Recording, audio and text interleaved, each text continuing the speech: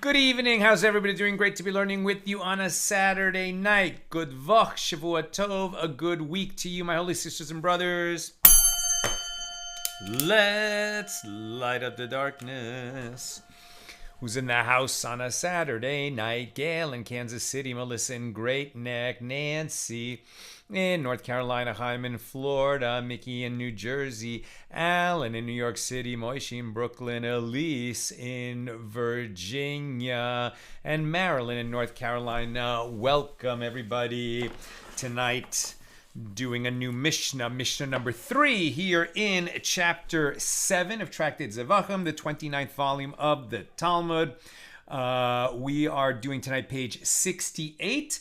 And we're actually starting at the bottom of page 68a. Mishnah 3 of chapter 7.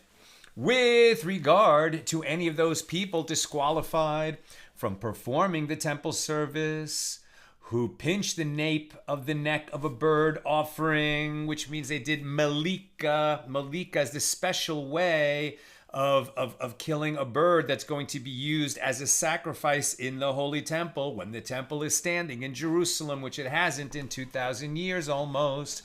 But when the bird offering is being brought, and we know that a priest has to be the one who conducts the malika, this is as opposed to an animal sacrifice, a goat, a sheep, a cow, a bull, where a non-priest may do the shechting, the slaughtering of the animal, but only a priest and a qualified priest, one who hasn't been disqualified because he has a blemish or some other matter, a priest has to collect the blood, convey the blood to the altar, and sprinkle the blood. But with a bird offering, it's a priest who has to do the malika.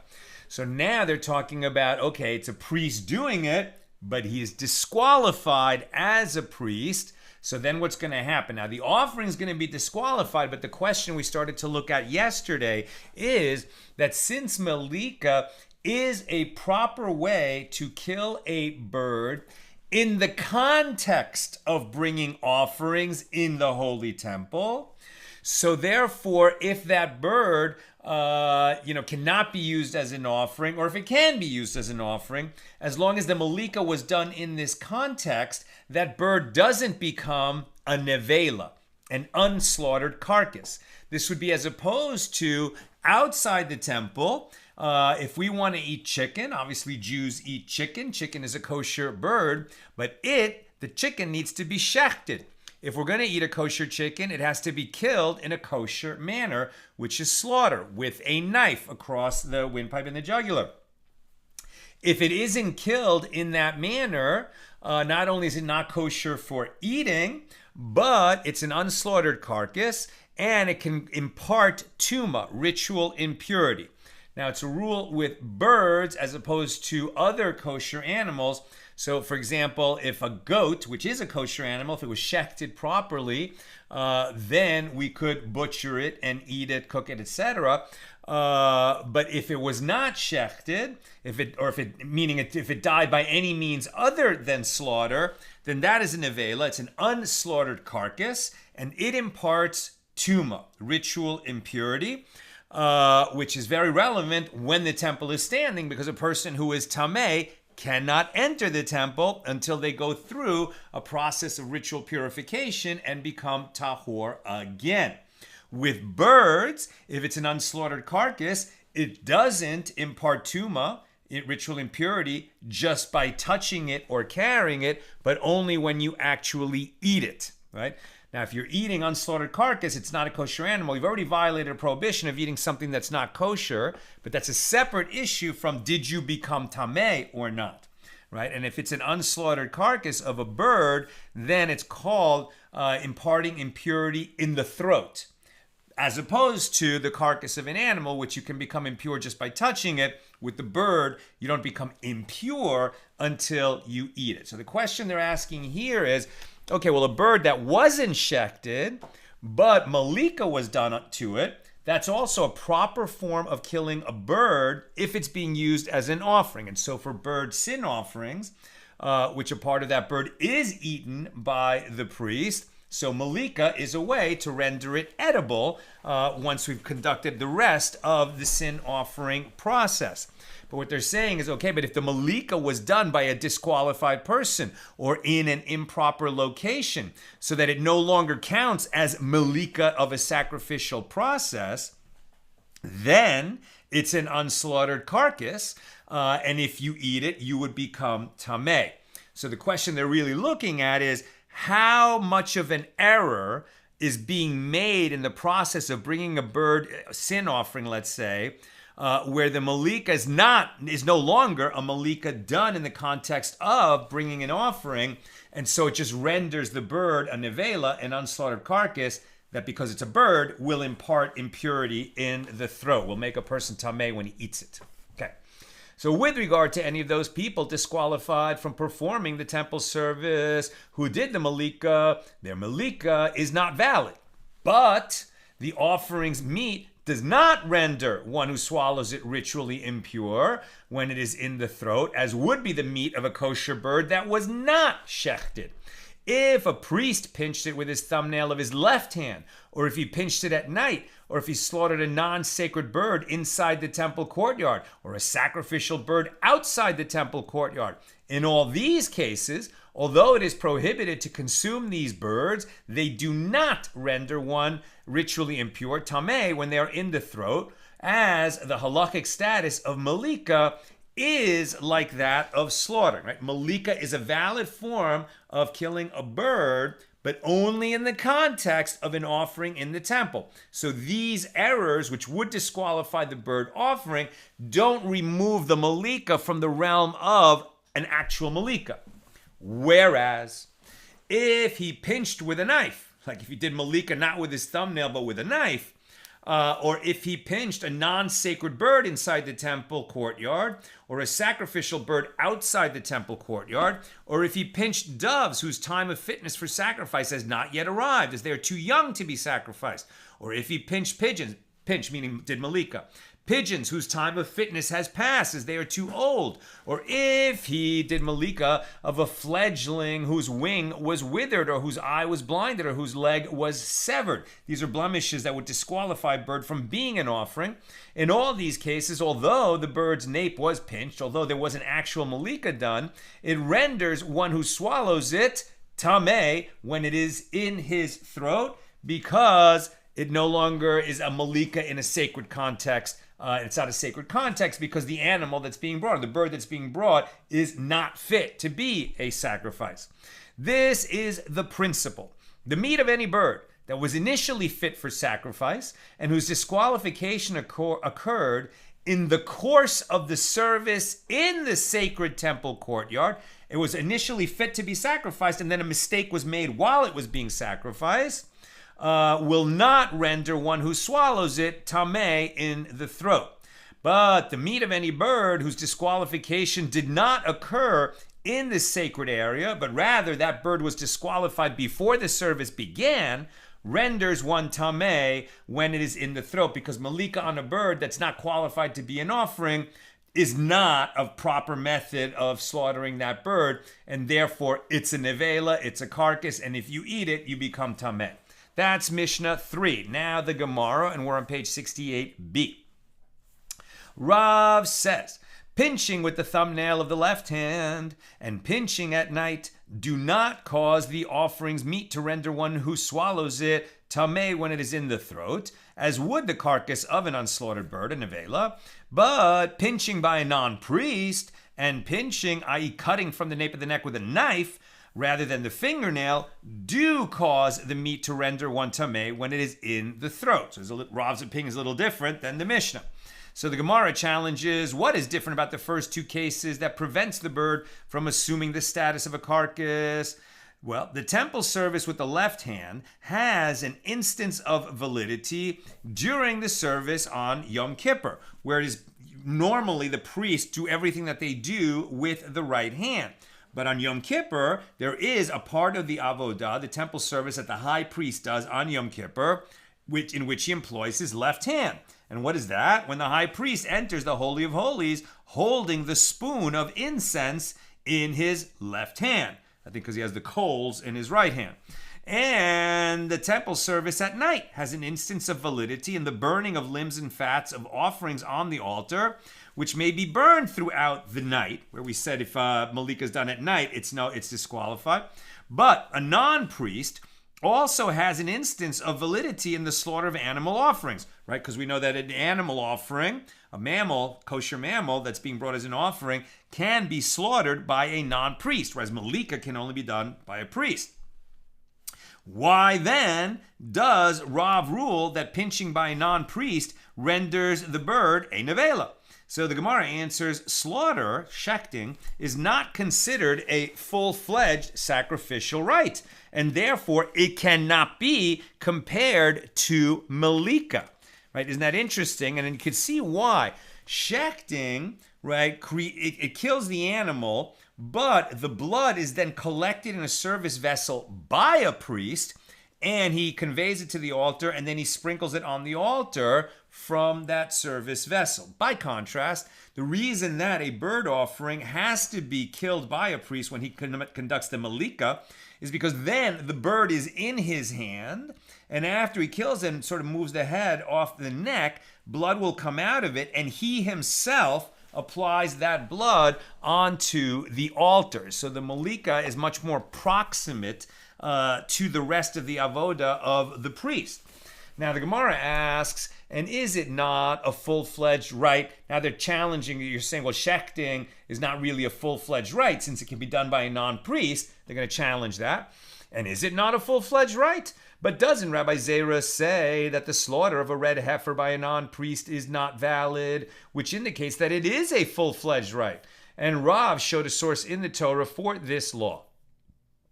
The verses concerning the red heifer mention both Elazar the priest as performing the slaughter and the word statute, which is mentioned in the verse. This is the statute of the law. That's Numbers 19, verse 2.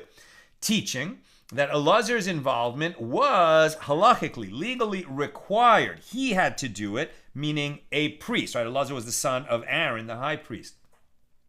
So if the high priest or a priest, let's say a priest, had to do the shechting of the red heifer, how can you say that in later generations it is not required that a priest do the shechting of the red heifer? And the Gemara answers, the red heifer is different as it has the halakhic status of an item consecrated for temple maintenance. It is not a sacrifice for the altar, right? The red heifer, it had to be killed in order to be used in the sacred work of the temple. But what was its role, right? It was a red heifer. It was a cow that was entirely red. I mean, more of a rust color. But every single hair on its body is that color. There were only 9 in all of Jewish history. It was not shechted inside the temple, but rather on the Mount of Olives opposite the Temple Mount. They built a special ramp when they had a red heifer. They would slaughter it over there. They would build a special fire over there and then, butcher it and burn it on that fire, collect the ashes. And those are the ashes that would be mixed with the water sprinkling of purification, so that a person who came into contact with a dead body, corpse tuma, would be sprinkled with that water on the third and seventh day, then immersed in the mikveh, and then he could enter the temple. And otherwise he couldn't enter the temple. That's the importance of the red heifer. So the red heifer was important, but it was not a sacrifice that was brought inside the temple and placed on the altar in the temple. Therefore, the slaughter of a red heifer, even if you say that it doesn't have to be done by a priest, cannot teach the law concerning actual offerings.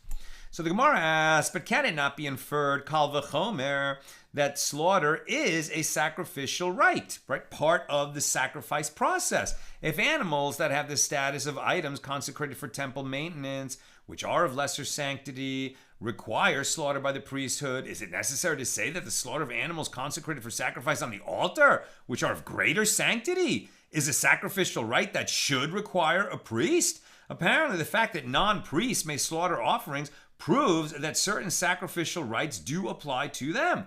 And Rav Shesha, the son of Rav Edi, said the slaughter of a red heifer does not constitute temple service at all, and therefore cannot be compared to the slaughter of an offering.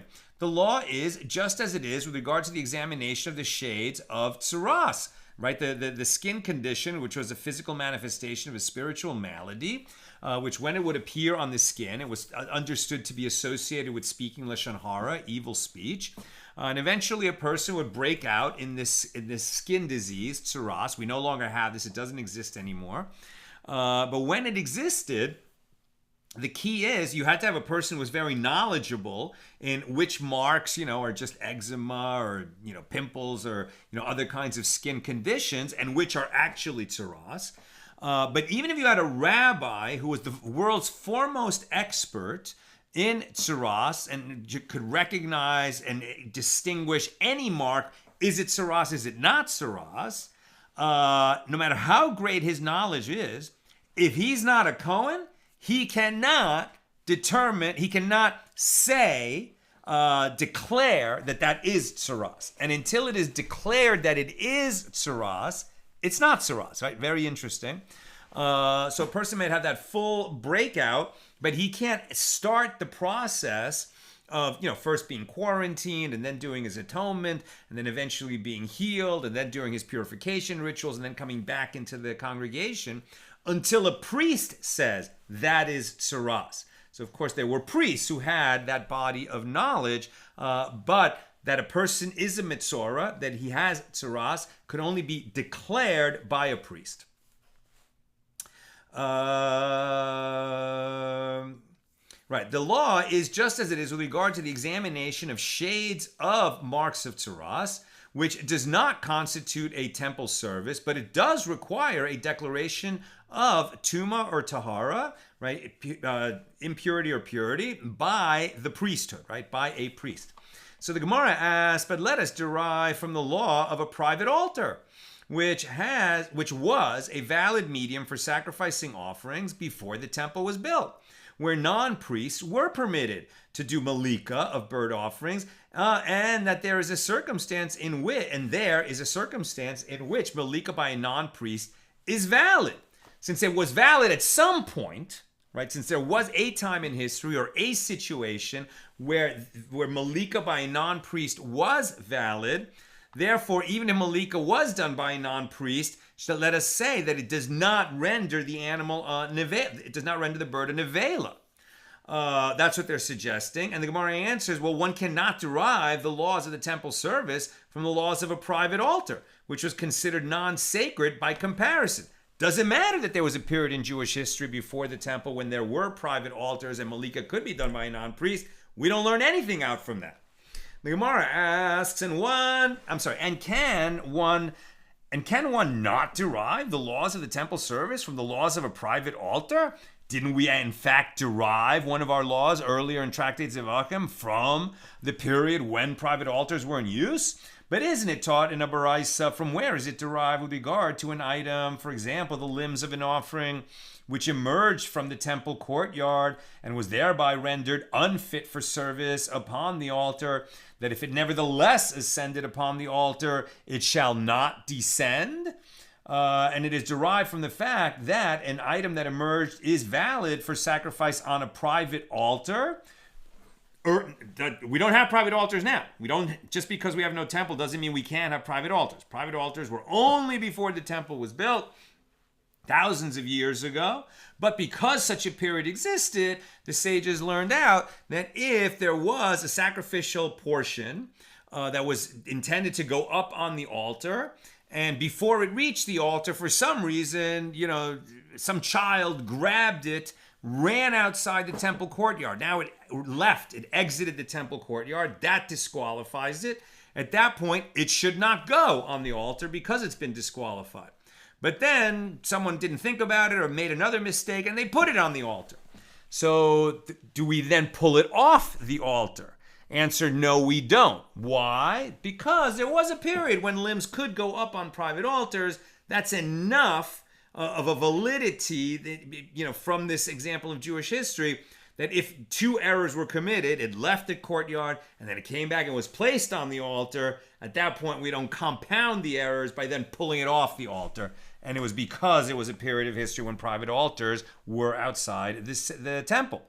So this indicates that one can learn, and that teaches us that one can learn from the laws of private altars with regard to the temple service. And the Gemara answers this challenge by saying, the Tana of that baraisa relies on the verse, this is the law of the burnt offering, ha'olah, in Leviticus 6:2, from which it is derived that any item that ascends, olah, upon the altar shall not descend from it, even if it was disqualified. In other words, the verse is the actual source for the law of the baraisa, whereas this case of the private altar sometime in Jewish history was cited merely as support for that ruling, but not the source of it.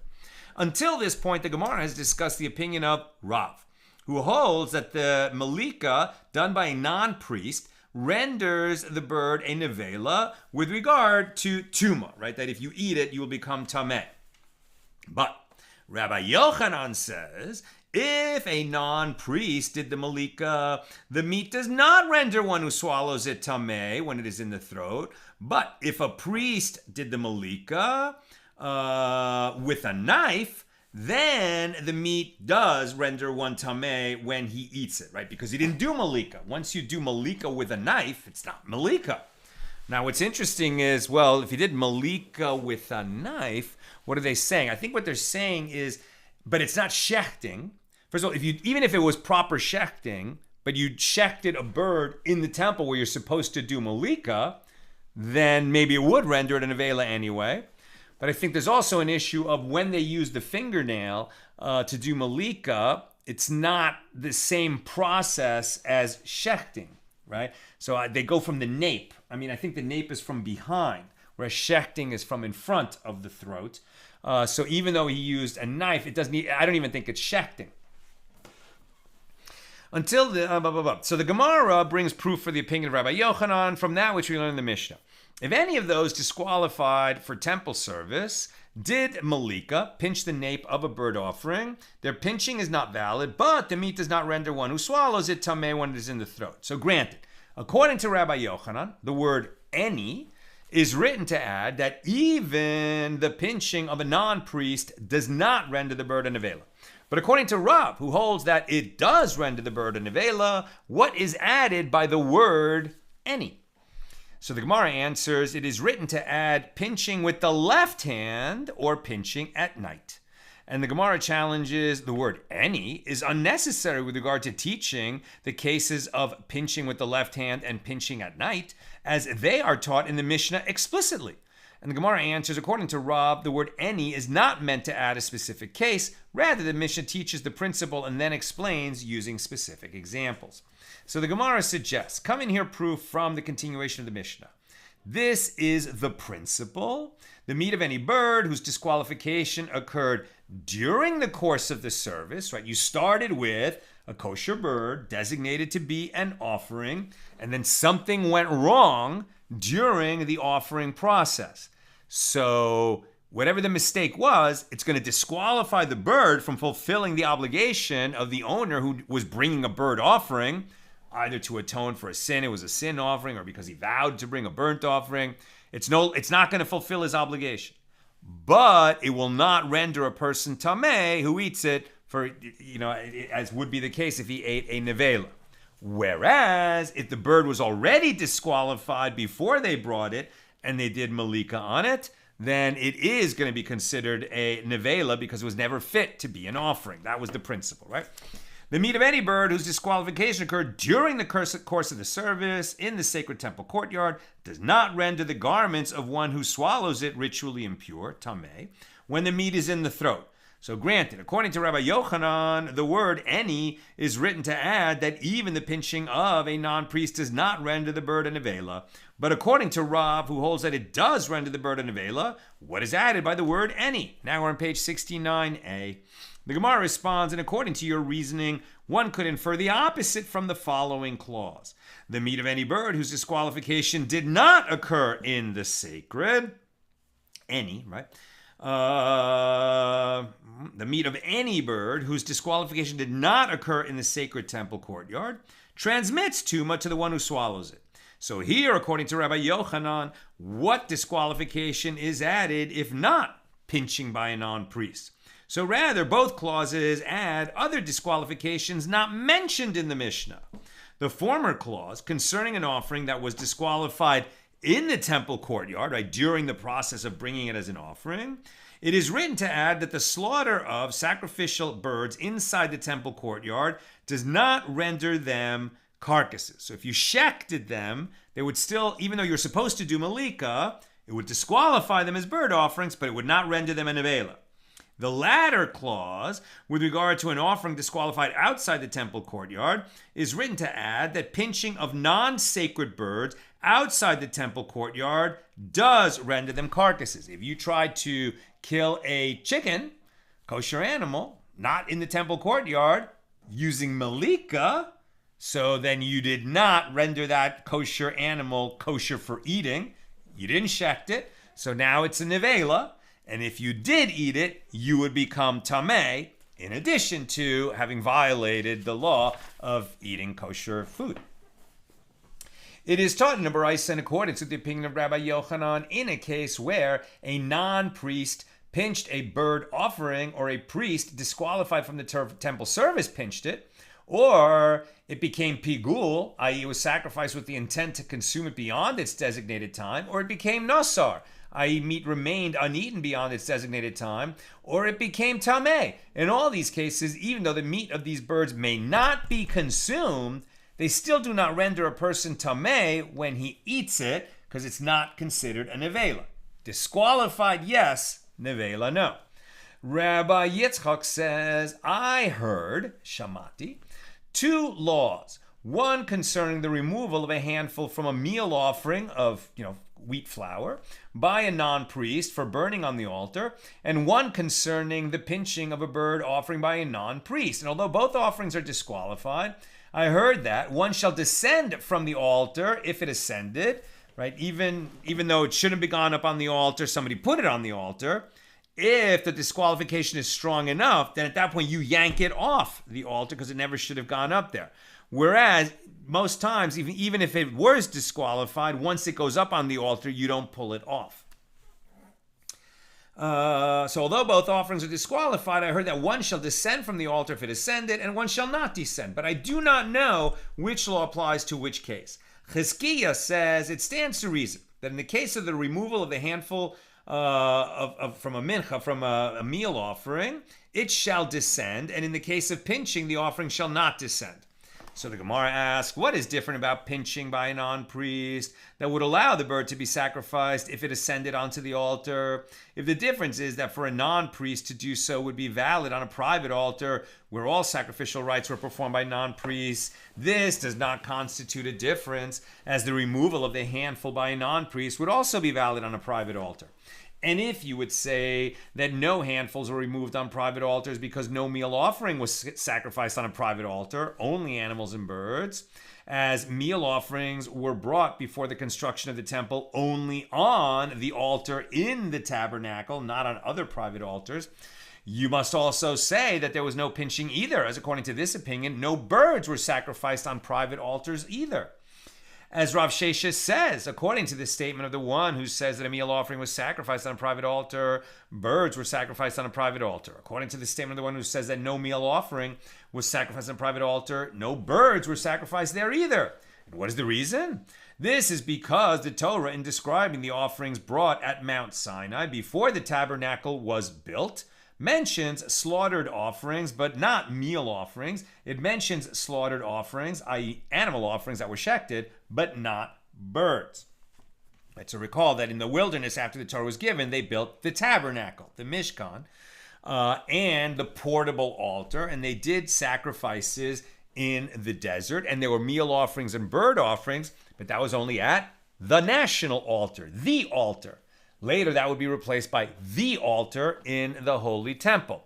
But there was a period before the Torah was given where there were private altars, and there was a brief period when the tabernacle was in Israel during those hundreds of years after Joshua led the conquest of the land and before Solomon built the temple. When the tabernacle stood, still there was a national altar, and that's where all these offerings were meant to be brought. But there were a few brief periods when there were private altars too. Rather say that even though both pinching the nape of a bird offering and removing the handful of a meal offering by a non-priest are valid on a private altar, the laws of meal offerings sacrificed on a private altar cannot be compared to those of meal offerings sacrificed in the temple. And this is because in the case of a meal offering sacrificed on a private altar, according to the opinion that happened, there is no consecration in a service vessel of the handful removed from it. By contrast, in the temple, the handful must always be consecrated in a service vessel. Right? When there was a meal offering, the priest did that special process of scooping with these three fingers and then smoothing it out with the thumb and with his pinky, and then that was the amount of flour. He wouldn't then just throw that on the altar. He would put it in a service vessel, right? Some kind of silver vessel. And then with that vessel, it was brought onto the altar. And there were no service vessels in private altars. You could say, well, a person could have made a silver cup, but that wasn't a service vessel. A service vessel was consecrated for use in the Mishkan or in the Beis HaMikdash, either in the tabernacle or in the Holy Temple. The Mishnah rules that if a priest pinched with his left hand, or if he pinched at night, the offering does not render one ritually impure, tameh, when it is in his throat, not a neveila.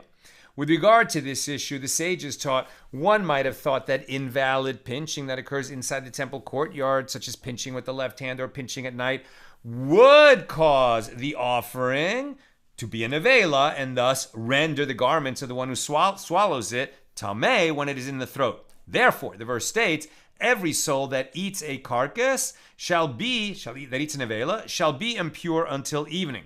Bird offerings whose napes were pinched inside the temple courtyard are not considered carcasses because malika is the proper way of killing a bird offering in the temple. The Gemara asks, isn't a bird offering whose nape was pinched inside the temple courtyard also a neveila?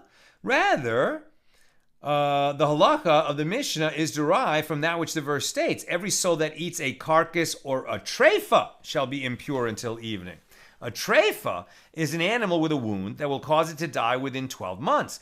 It is derived from this verse that, just as having the status of a treifa does not render permitted any forbidden bird, so too, any type of death that does not render permitted any forbidden bird renders the animal a neveila with regard to tuma, imparting ritual impurity. Consequently, invalid pinching that is performed inside the temple courtyard is excluded, since it renders permitted a forbidden bird, as it is permitted to sacrifice such a disqualified offering if it ascended onto the altar, whereas it was prohibited to sacrifice such a disqualified offering if it was not pinched.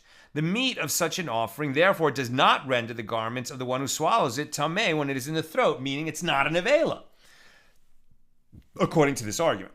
So the principle includes two other cases of invalid pinching, for which the Gemara gives a two-word mnemonic, ketz and chefet.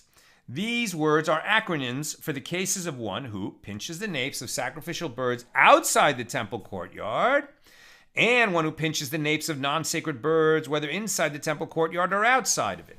Since these offerings do not render permitted any forbidden bird, as these offerings may not be sacrificed even if brought onto the altar, they render the garments of one who swallows them tameh when in the throat, meaning they are a neveila, because they were killed in this manner under these circumstances.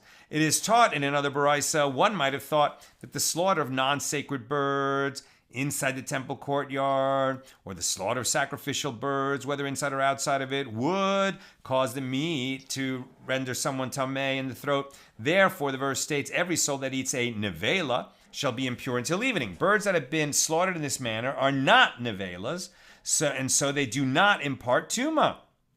And the Gemara asks, isn't a bird slaughtered in one of these manners also a neveila? Rather, it is derived from that which the verse states, every soul that eats a neveila or a treifa shall be impure until the evening. And here's how the argument goes. Just as the status of a treifa is the same if the bird is slaughtered inside the temple courtyard as it is if the bird is slaughtered outside, i.e. it is forbidden, so too all forbidden birds, that if it was slaughtered, right? Birds can, when they're talking about forbidden, they're talking about, is it permitted or forbidden to place it on the altar as a sacrifice? If you shechted a bird offering instead of doing malika, it has not been rendered permitted to place it on the altar. It remains forbidden until you do malika to it, right? Since it was shechted instead, it is prohibited. You did it the wrong way. But is it a neveila that's going to impart tuma? Depends on who's arguing, right? So that argument, just as the status of a treifa is the same if the bird is slaughtered inside the temple courtyard as it is if the bird is slaughtered outside, i.e. is forbidden, so too all forbidden birds whose status is the same if slaughtered inside the temple courtyard as it is if they were slaughtered outside are neveilas. Consequently, the schechting of non-sacred birds inside the temple courtyard or of sacrificial birds, whether inside or outside, is excluded since the status of such birds is not the same if they are slaughtered inside the temple courtyard as if they are slaughtered outside of it. The meat of such an offering therefore does not impart tuma in the throat, meaning it is not a neveila. But the Gemara challenges that argument and says, granted, the status of non-sacred birds is not the same if slaughtered inside the temple courtyard as if they were slaughtered outside of it, because if it was slaughtered inside the temple courtyard, it is forbidden. But if it's slaughtered outside, they are permitted. Permitted for consumption. Now we're talking about permitted for consumption by a person as opposed to consumption by the altar. But with regard to sacrificial birds, in both this case and that case, whether slaughtered inside the temple courtyard or outside of it, they are disqualified. Right? Sacrificial birds have to be killed with malika. If they're sacrificial birds and they were shechted, they're going to be prohibited. You can't put that on the altar. Rava said, nor can you eat it. Rava says the law with regard to slaughtered sacrificial birds outside the temple should not be derived from this verse at all, but rather by logic. If the slaughter of a sacrificial bird outside the temple courtyard has sufficient effect on it as proper slaughter to render the one who slaughtered it liable to excision from the world to come, carcass, right? You shouldn't be shechting a bird that was designated to be a sacrifice, right? Once it's consecrated, you can't shecht it and eat it. You can't shecht it at all. A bird that was consecrated to become an offering, its fate is that it has to go into the temple and malika has to be performed on it. And if you instead intentionally shechted it, so then you're subject to carcass, death at the hands of the heavenly court, which is the punishment for shechting offerings outside the temple courtyard. Could it be that it does not have sufficient effect on the bird as proper slaughter to render it tameh in the throat? And therefore, and thus preventing it from assuming the status of a neveila? So the Gemara asks, we found the source for the law with regard to the slaughter of sacrificial birds outside the temple courtyard. From where do we derive this law with regard to their slaughter inside the temple courtyard? And the Gemara answers that it is derived from the principle articulated above, since their status is not the same if they are slaughtered inside the temple courtyard as if they are slaughtered outside of it. One who slaughters a sacrificial bird outside the temple courtyard is liable to receive carcass. The status of neveila does not apply. I guess because he shechted it, he gets carcass, but he didn't create a neveila because at the end of the day, it's a shechted bird.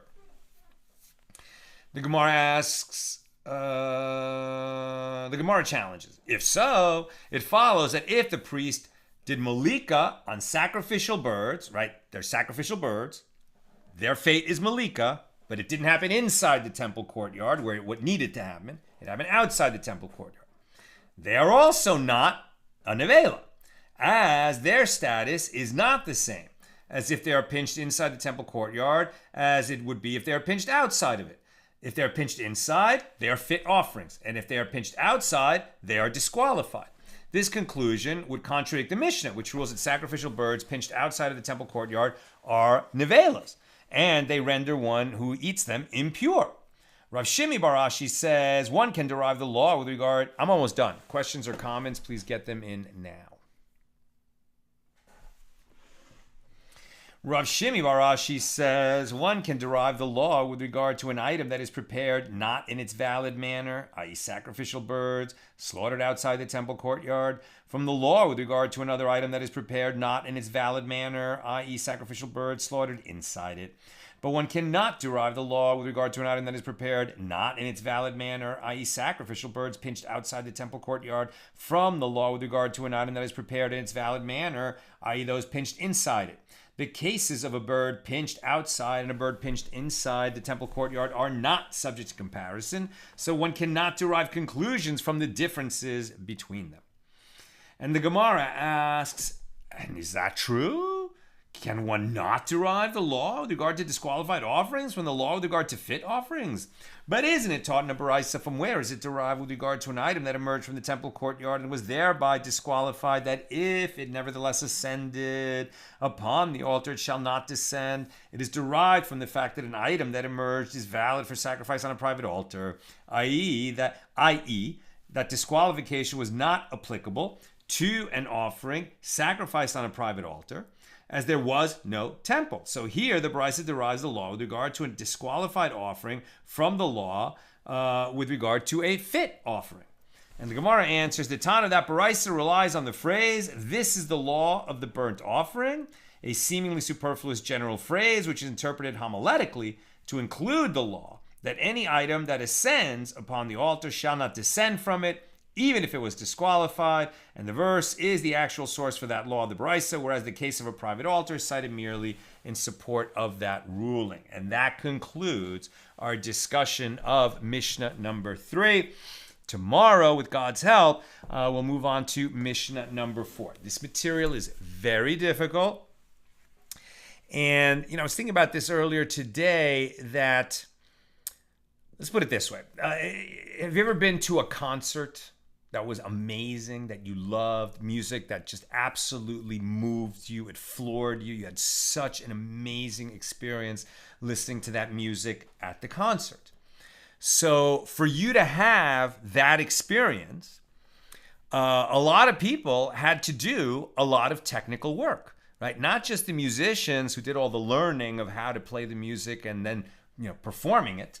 But if it was a concert that involved amplification and a PA system, so there were all those people that had to, perhaps build the concert hall or the arena and put in the PA system and check the sound and do all the balancing, and the guy at the soundboard, and the woman who's balancing all the pitches and keys and the various microphones and their dynamic range, and the person doing the lights and the lighting. I mean, there's a lot of technical work that goes into creating that experience. And those people, when they talk to each other and train each other, they're not talking about the soaring flights of emotional, impact that the music has. They're talking about, dynamic range of the speakers and how much electricity and how much wattage, and is the sound reaching certain parts of the room or not. So much technical work in order for you to have the musical experience. Likewise, this is all the work. The sage is deriving exactly what the laws are. The priests who would then do it, to create. It was an incredibly powerful, emotional, spiritual experience to visit the temple where these sacrifices were brought. But the people who were doing the work of creating that experience for those who would come, they had to get it right? And so much of this is sort of like logic, challenges of logic and of law and derivations, and learning out one area of the law and is it qualified or disqualified from another area of the law, and flowing with the logic to understand, can we really derive the law that this situation would disqualify a bird where the Torah doesn't speak to it, and we have to figure it out from the areas in which the Torah does speak to it. That was the important work, behind the scenes work, to make the sacred experience happen, right? And we're participating in that work now. Ilanit, the Kohen collects the animal blood in a vessel. Is this vessel considered an extension of his hand? The bird is in the hand of the Kohen, then so too is the animal, for the life is in the blood. I mean, there's no question that we are talking about the blood of the soul when he does malika and the bird bleeds out. I don't think that the service vessel was considered an extension of the hand, but there were rules, right, that went, and this is for the mammals, when they were shechted and the blood was collected, it had to be collected in that service vessel. We talked about, if the blood spilled out, could it be put back in the service vessel? If he held the service vessel in his left hand instead of his right?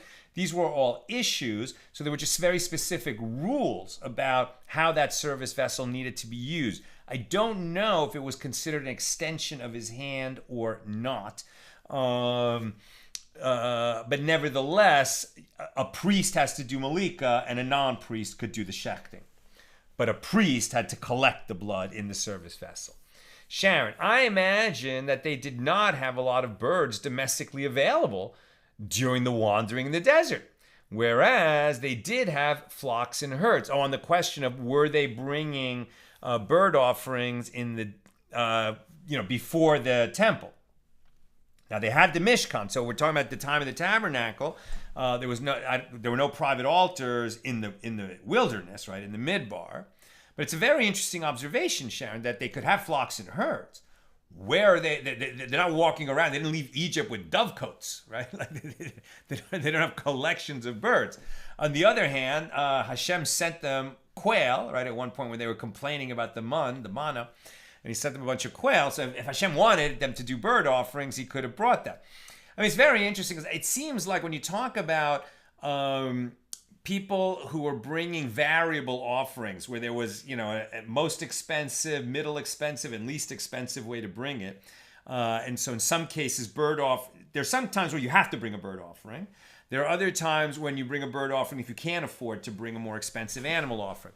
Now, the Jews in the wilderness, right, they were all former slaves who were given gold and silver by the Egyptians, who said, take it, we should have been paying you all these years, enough, just go, get out of here, these plagues are killing us.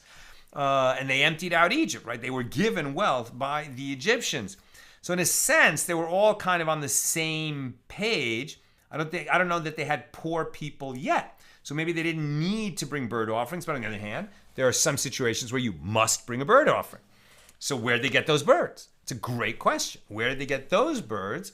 And I'm just going to go out on a limb and guess that Hashem sent them the birds they needed for situations where bird offerings were obligatory. Joseph says, which kinds of sacrifices can be slaughtered outside the temple? Is it just birds? No. No offerings can be slaughtered outside the temple. There was that brief period where there were private altars, But it was really a very brief period. I mean, it was before the Torah was given. They had private altars, obviously. And then I think it was when the Mishkan was in Nov and Gibeon. And then there were also some private altars. But it was really a very brief period in history. And you might have thought that after the second temple was destroyed, then private altars would have come back, but they didn't, right? After the second temple was destroyed, there was no more sacrifices, period. And prayers replaced the sacrifices. And so, but even when there were private altars, and some people were bringing it, like I said, we learn our laws from that period, but if you think about the 3,800 year history of the Jews, I mean, it's just like a few dozen years after the Torah was given when there were private altars, right? And according to some opinions, when that did happen, it was only the mammals, no birds, and no flour offerings, wheat flour, meal offerings. But that's according to one opinion. The other opinion said, no, there were also bird offerings and flour offerings on those private altars. But remember, no offerings are brought outside the temple once the temple is in existence. That's what I've got for us today. And with God's help, we'll be together again tomorrow. It's not an exception, but what you can note is that when the temple was standing, forget it. It's not an exception. Once the temple was built, no offerings outside the temple. End of story. That's what I've got for us today. And with God's help, we'll be together again tomorrow at the regular Sunday time, 6 p.m. Pacific. Have a great night. Shavua Tov. Good Vach.